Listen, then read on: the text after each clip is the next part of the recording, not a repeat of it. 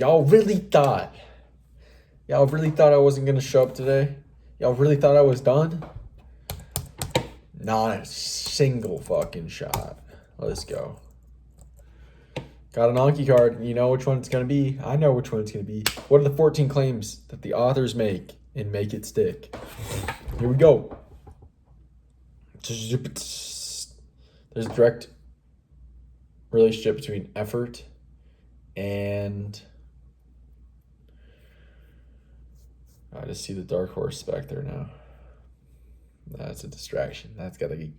Just kidding. There's a direct relationship between effort and learning. We're often poor judges of when we're learning. Mass practice and rereading are among the most popular learning techniques across domains, yet they are not supported by evidence to be effective learning techniques. Retrieval practice is more effective than rereading or reviewing notes. Spaced and interleaved retrieval practice leads to more effort, which leads to deeper learning, though it can feel less productive in the moment. Attempting a skill or to perform a task before learning how to do it leads to deeper learning once learned.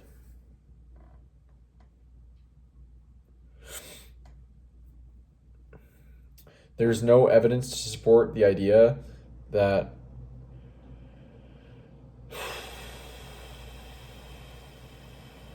sticking with one preferred resource, such as auditory only or kinesthetic only or visual only, in line with your preferred learning style, there's no evidence that supports that for being effective for better learning.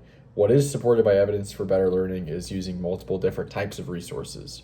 So going broad. 8. The ability to discriminate between closely related similar things, to know why these two closely related things are different based on the underlying principles that are different between them, is a skill that can be trained through interleaved and varied practice, and is a skill that is transferable to more novel situations in which you're confronted with more similar things, and you're more able to discriminate more quickly between what the key distinctions are that separate, say, two species of birds or two styles of painting. Gave some examples there. I don't usually do that. You're welcome. 9.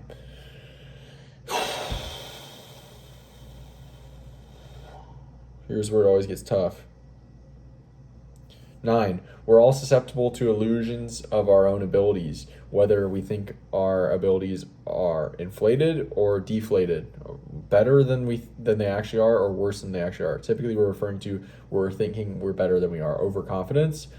But testing is a way to combat this incorrect analysis or appraisal of our own skills. It shows us our weaknesses, and it recalibrates our understanding of our abilities. 10. There's no known limit to how much we can learn if we use elaboration. 11. Oh man.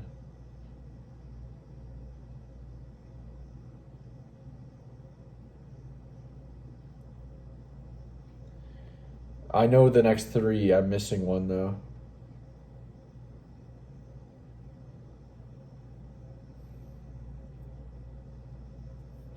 These 3 are chunked together. The first 5 are chunked together. The last 3 are chunked together. What did I say? Okay, I know the first 5. 6 and 7 are chunked. It's 8, 9, and 10 that have the problems. 8, I believe, is the the interleaved varied practice one.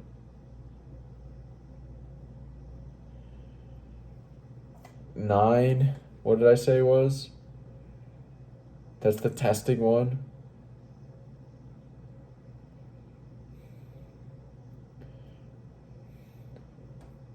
What would 10 be? There's no known limit to how much we can learn using elaboration. That's what it was. Dang it. What's 11? I think at 11 there's no known limit to how much we can learn using collaboration. 1 through 7's locked.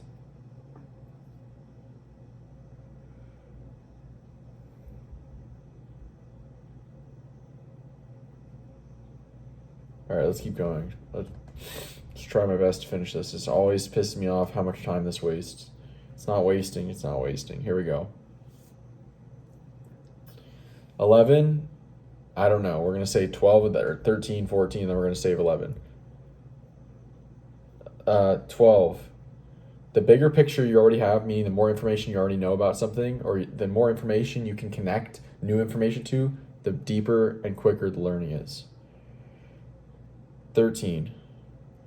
A characteristic of mastery or deep expertise is to be able to take the underlying principles from a resource or subject, develop a mental model from these underlying principles and patterns, and then connect that mental model to related mental models.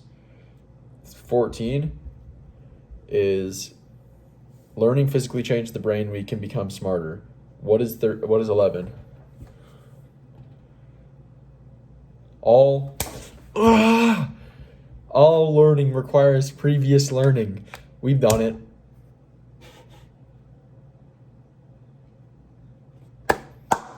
Ten and 11 are flipped back and forth, but we locked all 14. There we go. Now we won't see it again for 6 days. 6 days, baby. Let's go. All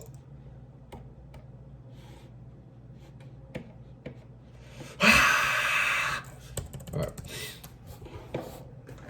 Let's go.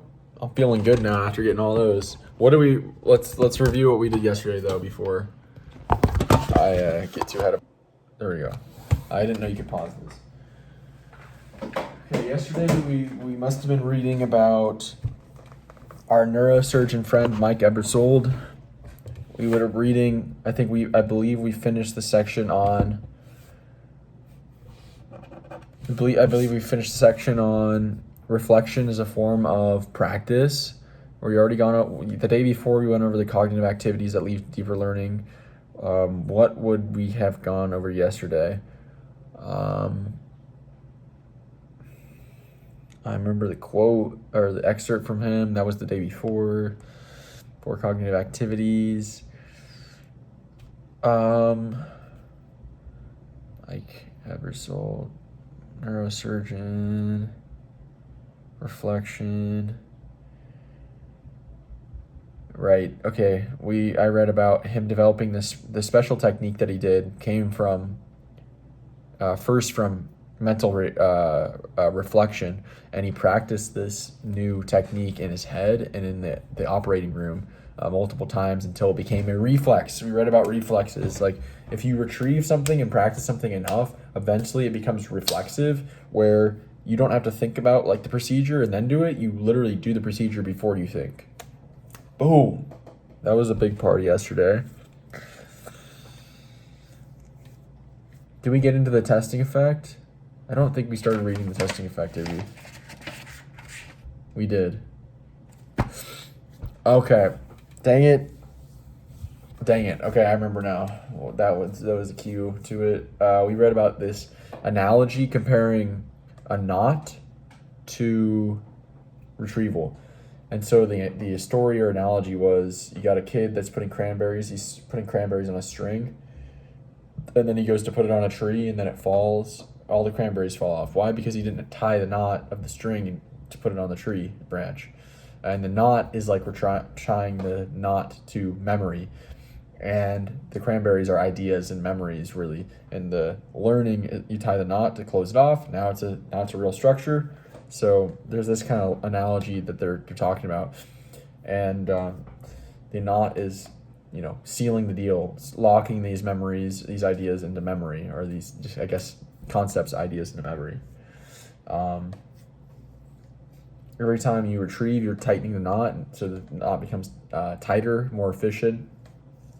I talked about it also becoming a loop to make it more efficient. I didn't understand that. I think that's myelination, but I didn't understand the analogy totally.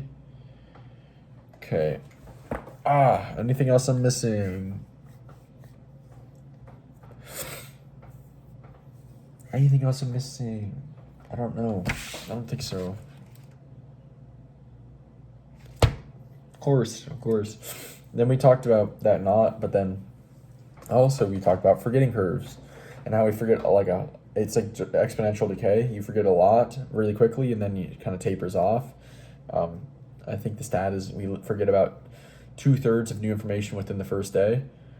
So one of the keys to improving learning is combating forgetting. Okay, there's all the testing effect. What are we forgetting here?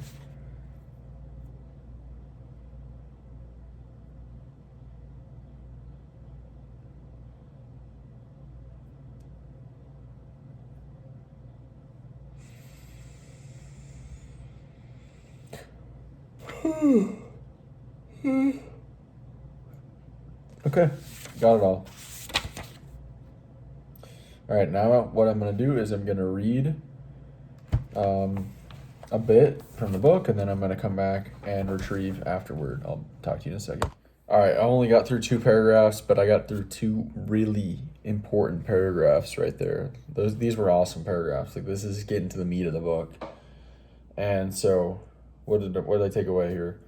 Okay, we're getting into the testing effect, and the first thing I read in this first 2 paragraphs, or these 2 paragraphs, was the definition of the testing effect, which is a question I actually posed at the beginning of this chapter. I said, what is the testing effect? Well, now we know what the testing effect is. The testing effect is basically that retrieval, the phenomena where retrieval, the phenomena that retrieval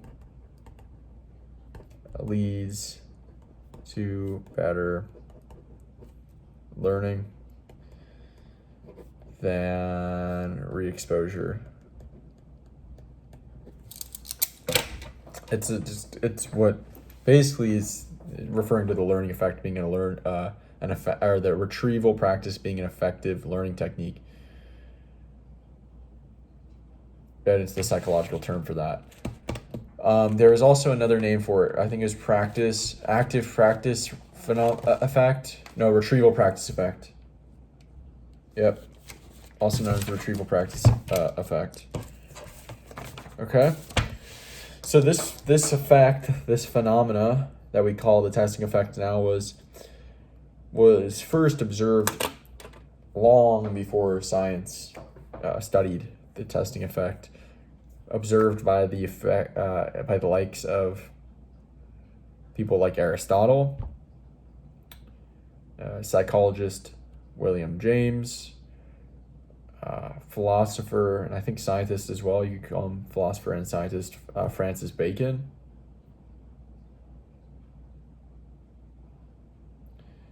Yeah, they all observe that many retrievals leads to better learning. And then they get into a point that retrieval to be most effective needs to be spaced out over time rather than just repeated a bunch back to back, because it needs to require cognitive effort to retrieve. But I also had my own little 2 cents, my own little take on this. And it was basically this concept of working memory versus long-term memory. And to retrieve, you actually need to pull out of long-term memory. But when something's in your mind, it's in short-term memory. An analogy for short-term memory is like a chalkboard, and you can write stuff on, and then if you turn your attention away somewhere else, eventually the chalkboard it erases that and puts the new thing you're focusing on. And that's why you can hold a phone number in your mind, repeat the 7 digits, and type it down. There we go. And then you forget the 7 digits, right? But you were able to keep it in mind while you were just repeating it, because that's in working memory. And there's a lot to working memory. How many items, how many different chunks can be held by working memory at any given time? Somewhere between 2 to 7, depending on the individual and depending on what you're referring to as a chunk. But we can hold like 2 to 7. The idea is kind of around 4 for most people. 4 of these chunks, these ideas in mind at one time. But I think we need to actually clear the thing we're trying to retrieve out of working memory and then come back to it once it's out of short-term memory. Short-term working memory, they're the same thing. Once it's out of short-term memory, then we can retrieve it again from long-term memory and pull it back into short-term memory. So for retrieval practice to be effective, you need to space it out so that you can clear your working memory of the thing you're trying to retrieve once again. So you need to retrieve it, pull it into short-term memory, then you need to leave short-term memory, and then you need to retrieve it again into short-term memory again. Retrieving meaning pulling it out of your long-term memory. Cool. I think that's a pretty cool insight. What else do we got? The timer's gonna go off here in a second, but I'll keep going until I got everything I need to say. Right. Cool, I actually just killed the timer. Okay. So they talked about two things that happen with many retrievals spaced throughout time. With many retrievals spaced throughout time,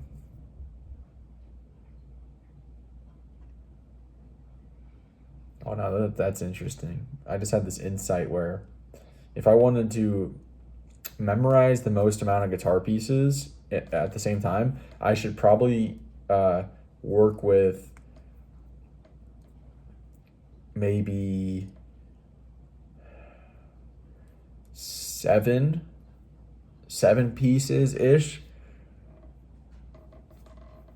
so that even if the whole thing becomes chunked, I'm gonna have to clear like by the time I get back to the first thing, the first one's gone. It's been pulled out, or it's out. It's been cleared from working memory. I've had it focused on something else so many times. Then now that I come back to it, maybe it's 5. Maybe 5 is pretty prime.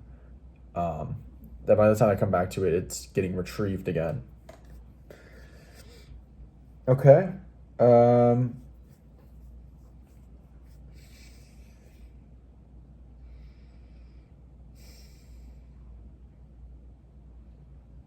Yeah. Many retrievals, effortful spaced retrievals, will leads to the development of a mental representation. So whatever your skill you're doing, whatever knowledge you're learning, it becomes represented by neural structures in your brain, and that it also, with more repetitions, creates more neural pathways, more routes to that representation. Okay? And then finally, they talked about reflex again. If you retrieve something enough, it will eventually become reflexive. And that's it for today. We learned finally what the testing effect is.